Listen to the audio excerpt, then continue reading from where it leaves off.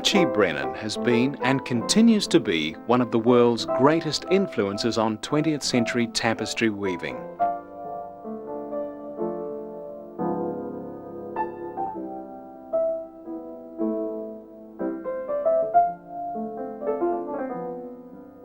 Through his own weaving and his teaching, he has encouraged an approach to tapestry that returns to the vitality and spontaneity of medieval times.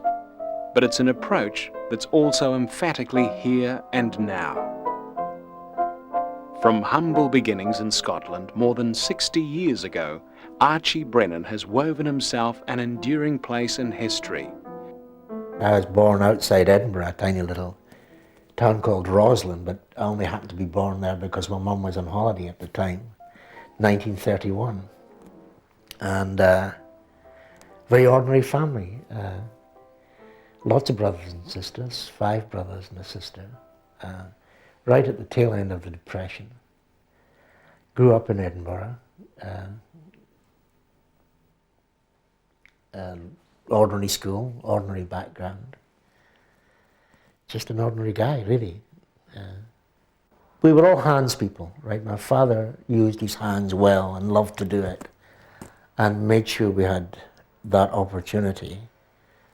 His chisels or his saw were not precious objects that we were allowed to use and risk as kids, for sure. And paper and pencil were always available, which was kind of odd at that time, but my father loved to draw, so he got us all to do it.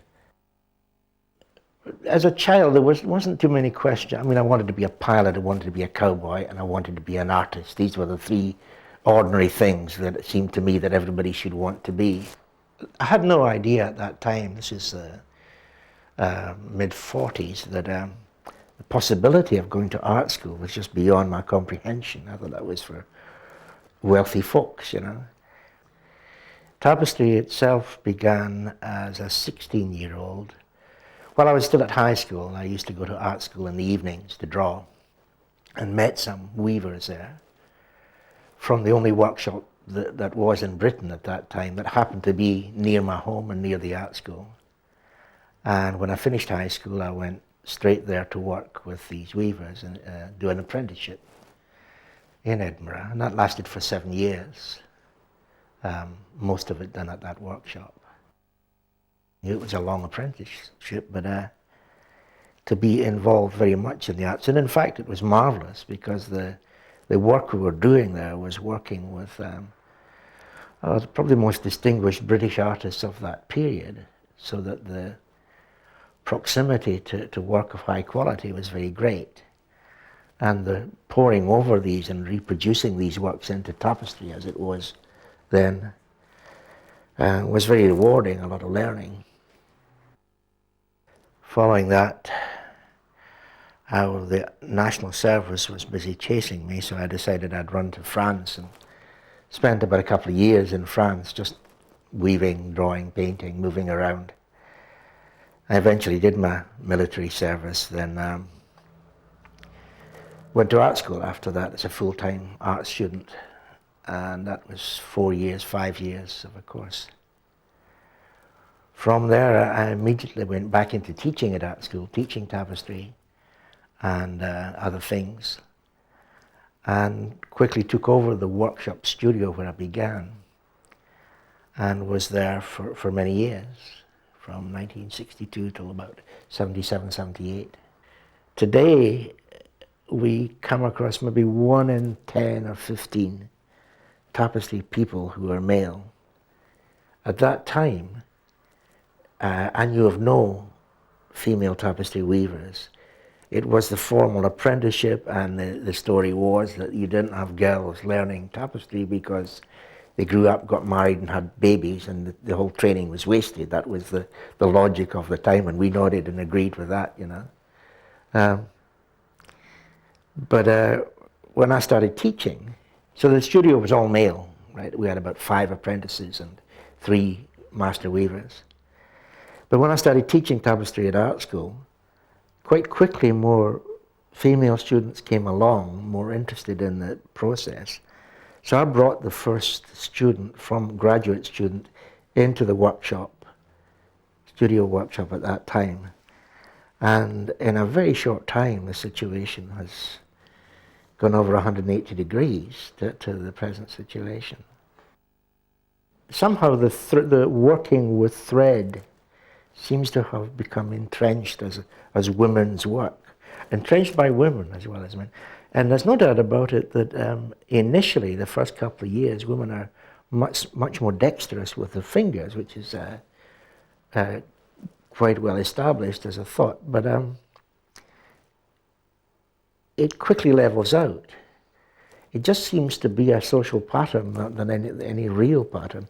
Curiously, in fact, the few male weavers that are around get tremendous attention, far more than they would do if you were a woman, you know.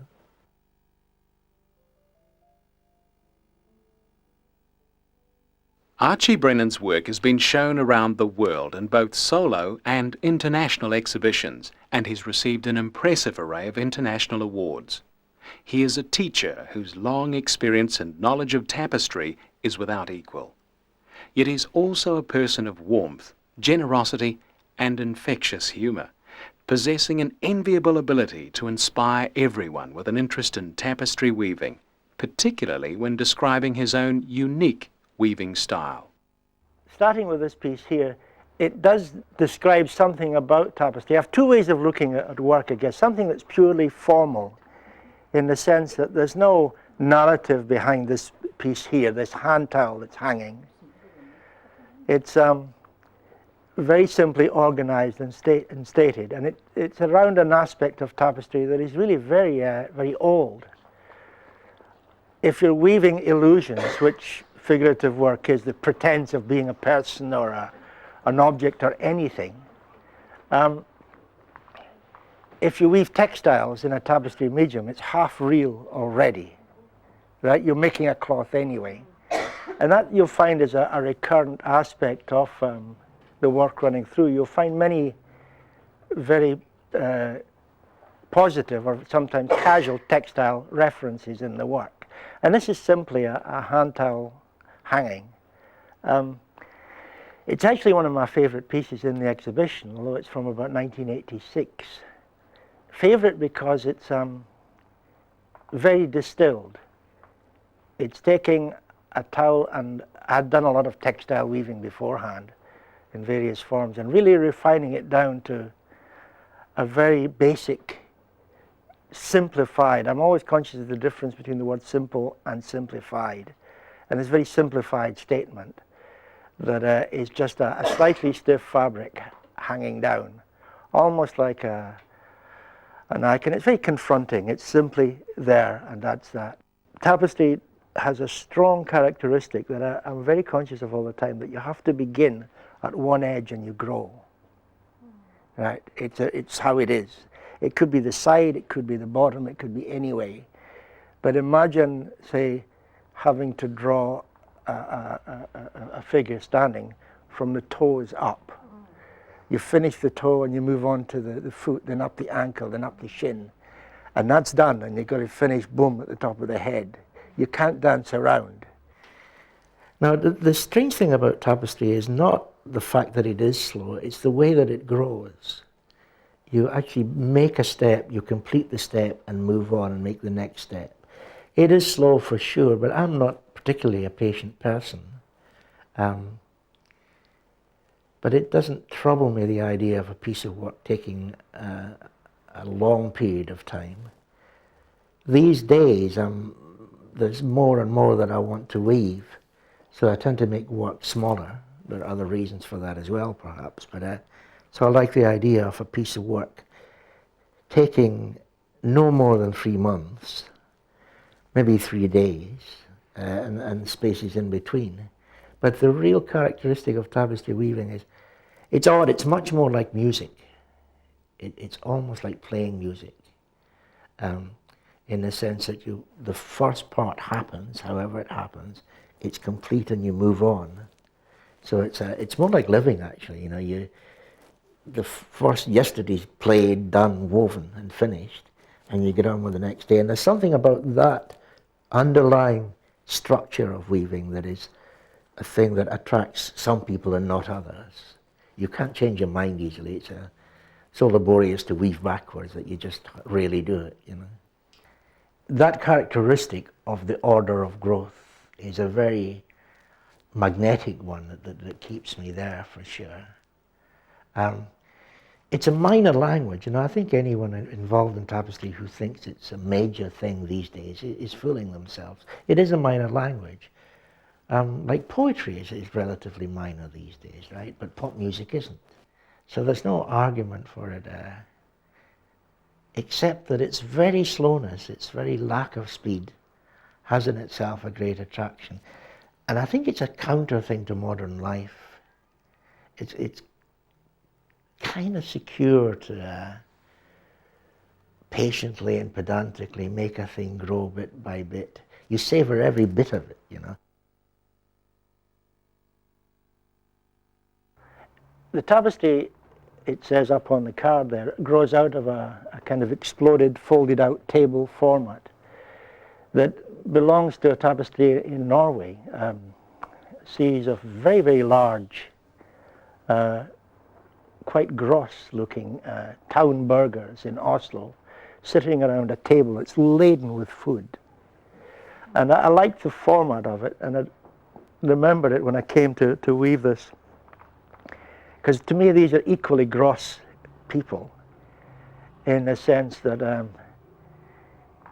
they are all people who came on television in an American television program called Nightline, which is the kind of prime time world affairs information. And that drawing is a huge part of my life. And I quite like drawing from television. You have a very given time to draw someone. And the camera angle changes, or you're back and forward. And that's what these started as, just little drawings from television. And I began to notice that they were all male. They were all the experts that came to tell us what we should be doing with the world. And as it says, they were all ugly. So I decided to make a kind of equivalent of the burgers that way. But it's actually planned out. If you actually think of weaving this upside down, it's organized so that the format is there, right? There's a table. There are 4 pictures on the wall, so to speak.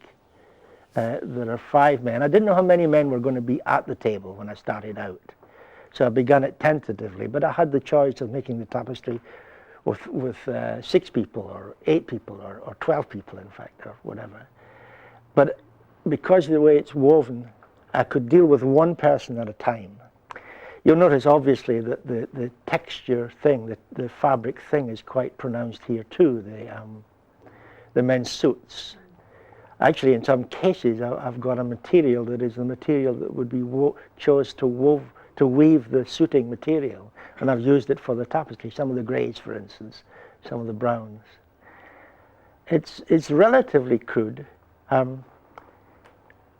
One very difficult part of weaving is it's such a self-conscious process, in the sense that each mark you make, a child can take a pencil and go, and there's a mark on the paper.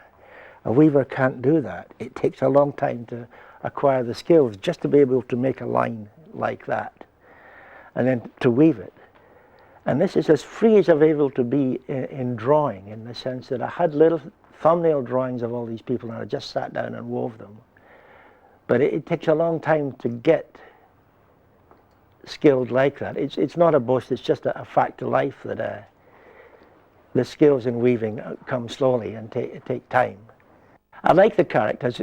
The fun of weaving it in a fairly open way. I didn't know who was going to sit beside who, but each character had a personality that I had seen in the man talking when I drew him. And then I got really caught up in the person as I was going on. And if you look, you'll see, you can tell the chairman of the board, the ex-chairman, who's fairly confident and bluff, sitting at the other end of the table here, the new chairman at that end. The young aspiring board members who are very timid and very quiet, this fellow in the top left here, there's another one down below. The ones who are still hoping to make chairman, The ones who don't care now, and they'll wear kind of tweed jackets to a board meeting. The smokers, the two smokers in the middle are looking very guilty. Can you see the cigarettes on the ashtray? And the glasses of water, you can tell how nervous if you ever go to a meeting and you want to know who's nervous and who's confident. You just need to look at the glasses.